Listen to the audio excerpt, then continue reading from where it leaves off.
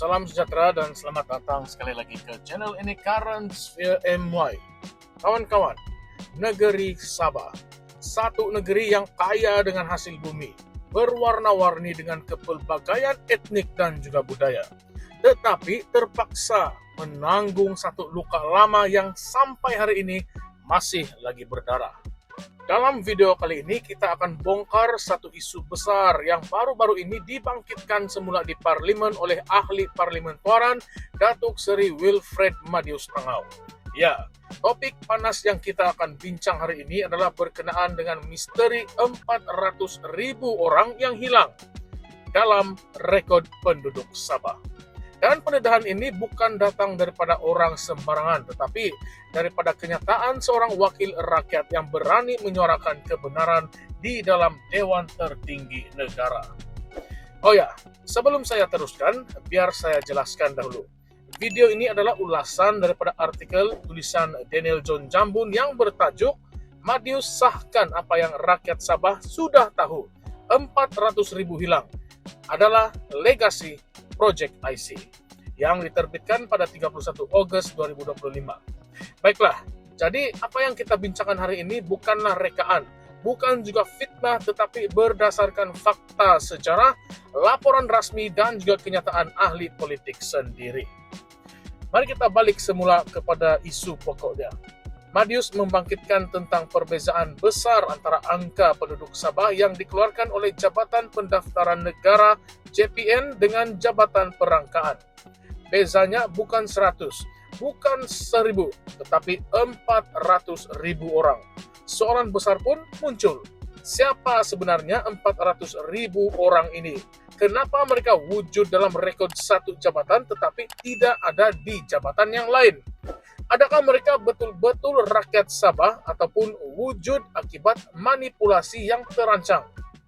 Inilah yang membuatkan ramai orang di Sabah rasa sangat-sangat marah. Sebab jawabannya sudah lama mereka tahu, karena jawabannya itu adalah Project IC.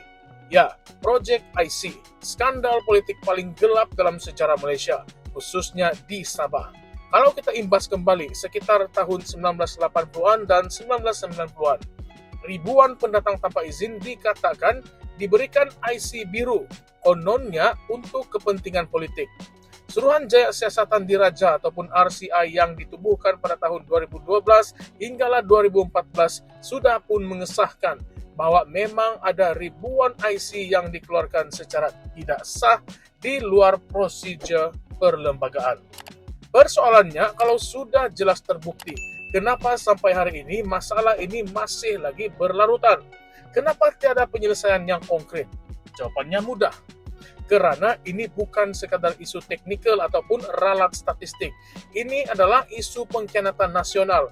Bayangkan, Sabah masuk Malaysia pada tahun 1963 dengan syarat-syarat jelas dalam Perjanjian Malaysia 1963 ataupun MA 63. Salah satunya ialah untuk hak kawalan imigresen supaya Sabah boleh menjaga demografinya. Malah dalam 20 perkara yang dirunding sebelum Sabah bersetuju menyertai Malaysia, ada perkara khusus yang melindungi demografi negeri ini. Tetapi semua itu telah pun dikhianati apabila Project IC dijalankan. Kesannya sangatlah besar.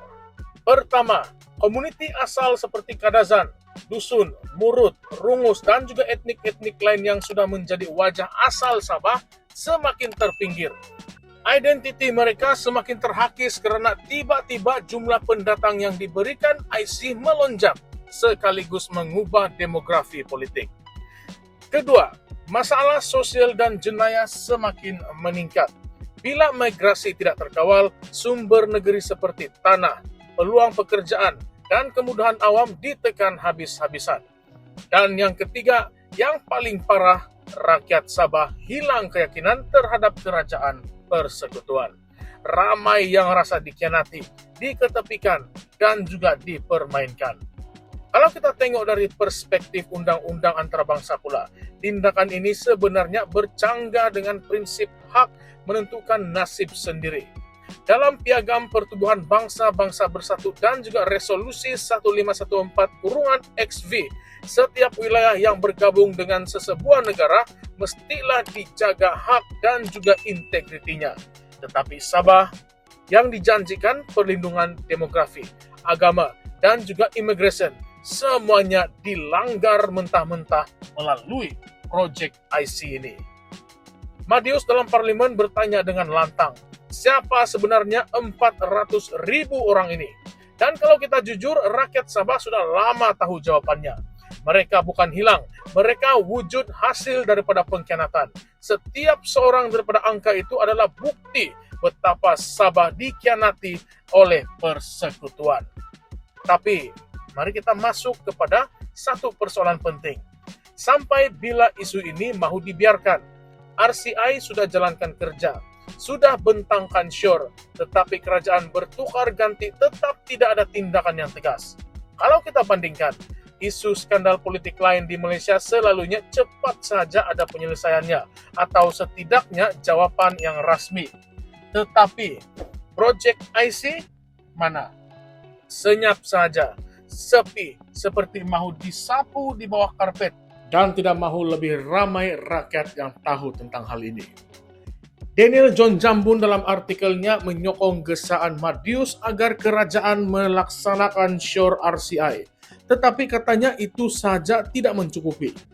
Apa yang Sabah perlukan ialah pengakuan penuh daripada kerajaan persekutuan bahwa Project IC adalah tidak sah. Bukan sekadar pengakuan, malah perlu ada mekanisme untuk memulihkan integriti demografi Sabah. Misalnya, audit semula IC, audit bebas yang diawasi oleh parlimen, malah penggunaan sistem IC digital yang lebih ketat. Kalau tidak, jangan terkejut kalau Project IC lama berubah wajah menjadi Project IC digital. Kita kena ingat, Project IC bukanlah isu lama yang sudah tamat. Ia adalah luka yang masih lagi berdarah. 400.000 orang yang hilang. Itu sebenarnya tidak pernah hilang. Mereka ada, hidup dan menjadi bukti salah satu pengkhianatan terbesar dalam sejarah Malaysia. Dan disinilah saya ingin bangkitkan satu lagi persoalan kontroversi kepada Anda semua. Kalau benar 400.000 orang ini wujud hasil daripada Project IC, adakah masa depan politik Sabah sebenarnya telah dicuri sejak dahulu lagi? Maksudnya keputusan pilihan raya, dasar-dasar negeri, malah siapa yang menjadi ketua menteri. Semuanya sudah dimanipulasi oleh demografi yang sengaja diubah. Kalau begitu, sejauh manakah mandat rakyat Sabah selama ini benar-benar tulen? Atau ia hanyalah hasil daripada perancangan licik Project IC? Coba Anda pikirkan, bagaimana sebuah negeri yang kaya raya dengan minyak, gas dan juga hasil bumi tetapi rakyatnya masih ramai yang miskin, infrastruktur yang daif, dan pembangunan tertinggal. Adakah kerana Sabah tidak pandai urus negeri? Atau sebenarnya suara rakyat Sabah sudah lama dilemahkan melalui Project IC sehingga mereka tidak mampu bersuara dengan kuat di peringkat nasional? Soalan ini memang pahit, tetapi ia perlu ditanya.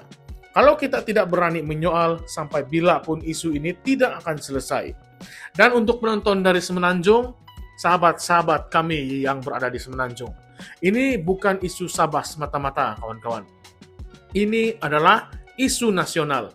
Sebab kalau kerajaan boleh mengkhianati Sabah, apa jaminan perkara yang sama tidak akan berlaku di tempat Anda? Akhir kata, rakyat Sabah sudah lama tahu kebenaran ini. Mereka tidak lupa. Dan seperti kata Daniel John Jambun, integriti MA63, perlembagaan dan masa depan Sabah mesti dipertahankan. Jadi saya ingin tanya kepada Anda semua, apa pandangan Anda? Adakah 400.000 orang ini bukti nyata yang Sabah telah dikhianati oleh kerajaan persekutuan? Adakah kita perlu desak kerajaan hari ini untuk membuat pengakuan rasmi dan juga tindakan tegas, atau kita akan terus biarkan luka lama ini bernanah? Tinggalkan komen Anda di bawah sebab saya ingin dengar suara Anda pula. Terima kasih kerana telah menonton sampai habis. Jangan juga lupa untuk like, share, dan subscribe ke channel ini Currents VMY untuk lebih banyak konten panas seperti ini. Dan ingat kawan-kawan, setiap kali kita diam pada pengkhianatan, kita sebenarnya sedang membiarkan sejarah berulang. Sampai kita jumpa lagi di video yang seterusnya, di mana kita akan bongkar lagi isu-isu yang coba disembunyikan daripada kita semua. Salam sejahtera semua, salam perjuangan dan salam reformasi. Sekian sahaja, terima kasih.